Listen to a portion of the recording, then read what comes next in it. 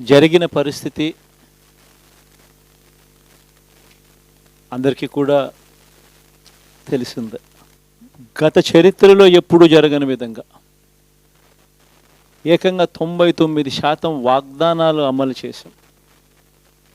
ఎప్పుడు జరగలేదు ఆంధ్ర రాష్ట్ర చరిత్రలో కానీ దేశ చరిత్రలో కానీ ఈ మాదిరిగా మేనిఫెస్టో అన్నది ఒక పవిత్ర గ్రంథంగా భావించి అదొక బైబిల్ గాను, అదొక ఖురాన్ గాను, అదొక భగవద్గీత గాను భావిస్తూ టిక్కు పెట్టమని చెప్పి ప్రతి ఇంటికి పంపించి టిక్కు పెట్టమని చెప్పి ప్రతి అడుగుతూ ఆ ప్రతి అక్క చెల్లెమ్మల ఆశీస్సులు తీసుకుంటూ ఆ ఇంట్లో ఉన్న అవ్వాతాతల దీవెనలు తీసుకుంటూ ఈరోజు కూడా ఈ మాదిరిగా బటన్లు నొక్కడం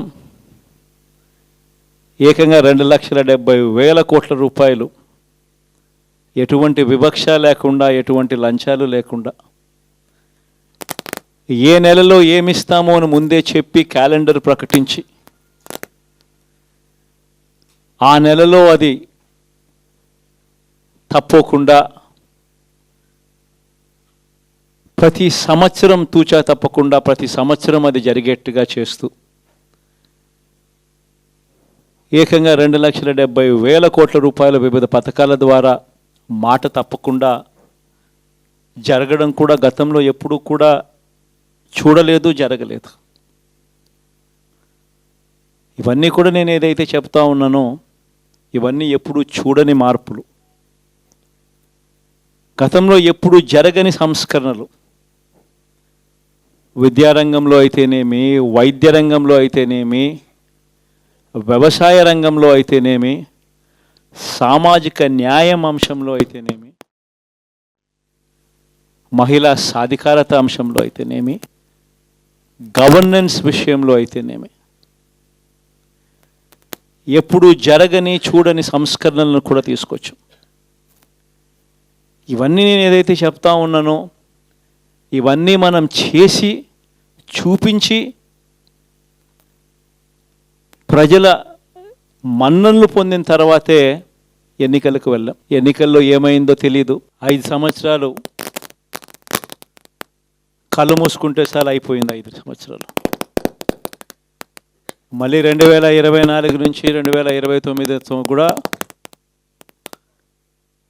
అదే మాదిరిగానే కళ్ళు మూసుకుంటే 2029 కూడా కళ్ళు మూసుకుంటే వచ్చేస్తుంది. ఇవి మనం గుర్తుపెట్టుకోవాల్సిన అంశం ఏమిటి అని అంటే సినిమాలో ఓన్లీ ఫస్ట్ హాఫ్ మాత్రమే అయ్యింది. గతంలో కూడా ఇదే మాదిరిగా పరిస్థితులు ఉన్నప్పుడు కూడా మనం ఏ మాదిరిగా పైకి లేచాము అన్నది కూడా మీ అందరికీ తెలిసిన విషయాలే. నేను ఒక్కటే మీ అందరికీ చెప్తా ఉన్నా, ప్రజల్లో ఈరోజు మనం చేసిన మంచి ఉంది. ఇంటింటికి మనం చేసిన మంచి ఇంకా బ్రతికే ఉంది. ప్రజల్లో ఈరోజు మనం చేసిన పాలన మీద విశ్వసనీయత అనే పదానికి అర్థం ఈ రోజుకి కూడా ప్రజల్లో ఉంది. గడప గడపకు మనం చేసిన మంచి ఇంకా ప్రజల్లోకి బతికే ఉంది. మరి ఇవన్నీ ఉన్నప్పుడు మళ్ళీ మనం లేయడం కూడా తథ్యం. కాకపోతే కొంచెం టైం పడుతుంది, ఆ టైం ఇవ్వాలి. ఆ టైం ఇచ్చినప్పుడు, అది జరిగినప్పుడు, పాపాలు పండినప్పుడు ఖచ్చితంగా మళ్ళీ మనం పైకి లేస్తాం. ఈ విషయం ప్రతి ఒక్కరం కూడా గుర్తుపెట్టుకోవాలి. ఎందుకు ఈ మాట కూడా చెప్తా ఉన్నానంటే రాజకీయాలలో అన్నిటికన్నా ముఖ్యమైన అంశం క్యారెక్టర్, విలువలు, విశ్వసనీయత. ఈ పదాలకు అర్థం తెలిసి ఉండడం రాజకీయాలలో చాలా అవసరం. రాజకీయం అంటే ఎల్లవేళలా అధికారమే కాదు.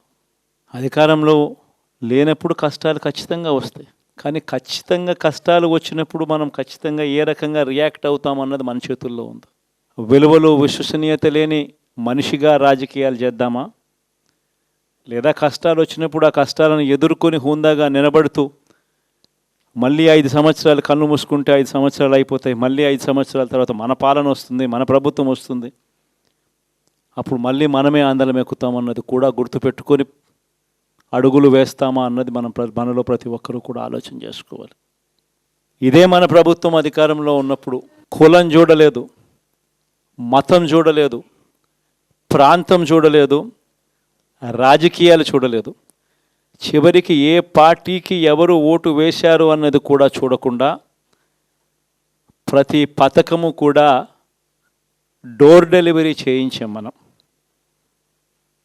అర్హత మాత్రమే ప్రామాణికంగా తీసుకుని ప్రతి పథకము, ప్రతి మంచి కూడా ప్రతి ఇంటికి డోర్ డెలివరీ చేయించాం. అలా ప్రతి మంచి, ప్రతి పథకము డోర్ డెలివరీ చేసిన ప్రభుత్వం మనదైతే, పాలన మందైతే, ఈరోజు కేవలం వాళ్ళ పార్టీకి ఓటు వేయలేదు అని మాత్రమే,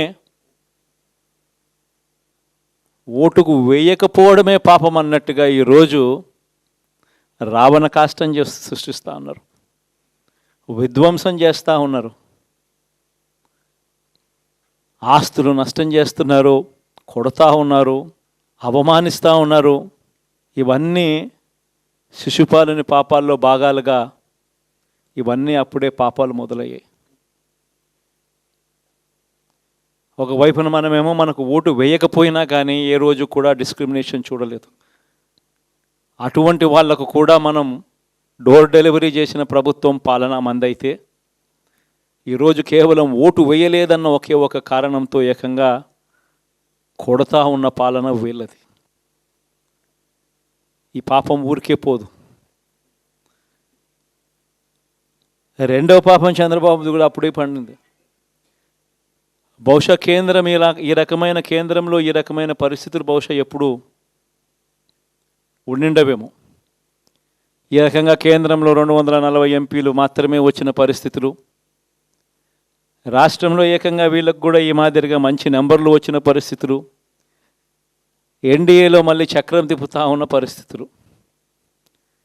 ఇలాంటి పరిస్థితుల్లో కూడా ప్రత్యేక హోదాను అడక్కపోవడం చంద్రబాబు చేసిన మరో పాపానికి కూడా మరో నాంది.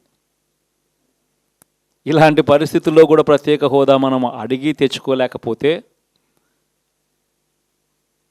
రాష్ట్రంలో ఏ ఒక్క యువకుడు కూడా క్షమించడు చంద్రబాబు నాయుడు. మనం కొంచెం ఈ పాపాలు పండేదాకా మనం గట్టిగా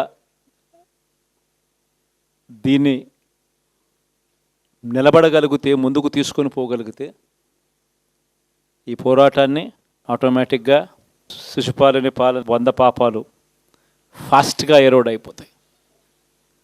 కాబట్టి ప్రతి ఒక్కరూ ఈ విషయాలన్నీ గుర్తుపెట్టుకోమని కొడతాం. ఇవన్నీ బహుశా నేను చెప్పేటివన్నీ కూడా మీ అందరికీ కూడా తెలియనేటివి కాదు. కేవలం నేను మీ అందరికీ గుర్తు మాత్రమే చేస్తా ఉన్నా. కష్టాలు రావడం అన్నది సర్వసహజం. కష్టాలు ఇలా మనం ఎదుర్కొని నిలబడడం అన్నది మన చేతుల్లో ఉన్న అంశం అన్నది మాత్రం ఖచ్చితంగా ప్రతి ఒక్కరూ గుర్తుపెట్టుకోమని మీ అందరితో కూడా కోరుతా ఉన్నాను. శాసనసభలో, చట్టసభలో మీ సభే అన్నిటికన్నా ముఖ్యమైన సభ అవుతుంది. ఓటు వేయలేదు అన్న ఒకే ఒక కారణంతో మనుషుల్ని కొడతా ఉన్న పరిస్థితుల్లో, మనుషుల్ని అవమానిస్తూ ఉన్న పరిస్థితుల్లో, మనుషుల్నే బలవంతంగా ఆస్తి నష్టం చేస్తూ ఉన్న పరిస్థితుల్లో ఇక ప్రతిపక్షం ఉన్నది ఒకటే ఒక పార్టీ, ఆ పార్టీకి అవకాశం ఇవ్వాలా అన్న కనీస నైతిక విలువలు వాళ్ళు పాటిస్తారన్న నమ్మకం నాకైతే లేదు. కాబట్టి మీరు చేయాల్సిన పాత్ర గొప్పది, చాలా ఉంది అన్నది మాత్రం గుర్తుపెట్టుకోండి. రాబోయే రోజుల్లో యాక్టివిటీ లెవెల్స్ అనేది ఆటోమేటిక్లీ పెరుగుతాయి. రాష్ట్ర వ్యాప్తంగా ఉన్న కార్యకర్తలందరినీ ఎవరినైతే వాళ్ళు ఇబ్బందులు పెట్టారో ఖచ్చితంగా వాళ్ళందరికీ మనోధైర్యం ఇస్తూ వాళ్ళ గ్రామాలకు వెళ్ళి వాళ్ళకు తోడుగా ఉండే కార్యక్రమాలు చేసే కార్యక్రమాలు జరుగుతాయి. రాబోయే రోజుల్లో ఇంకా టైం గడిచే కొద్దీ ప్రజల్లోకి వెళ్ళే కార్యక్రమాలు ఇంకా ముమ్మరం అవుతూ పోతాయి. చివరికి ప్రజల్లోనే ఉంటాం. ప్రజలతో కలిసి పోరాడే కార్యక్రమం వేగంగా టైం గడిచే కొద్దీ మనము వేగంగా అడుగులు ముందుకు వేస్తాం. ఒకటి మీ అందరికీ చెప్తా ఉన్నా, ఏకంగా 14 నెలలు పాదయాత్రలు చేశాం. ఆ వయసు ఈ రోజుటికి నాకుంది. ఆ సత్తువ ఈ రోజుటికి నాకుంది. కాబట్టి మీరు మాత్రం ప్రతి ఒక్కరూ గుర్తుపెట్టుకోండి, ఆ టైం వచ్చేదాకా మీ పాత్ర చాలా కీలకం. ప్రతి ఒక్కరూ ఈ విషయాన్ని మాత్రం గుర్తుపెట్టుకొని మీ అందరితో కూడా సవినయంగా వేడుకుంటా ఉన్నాను.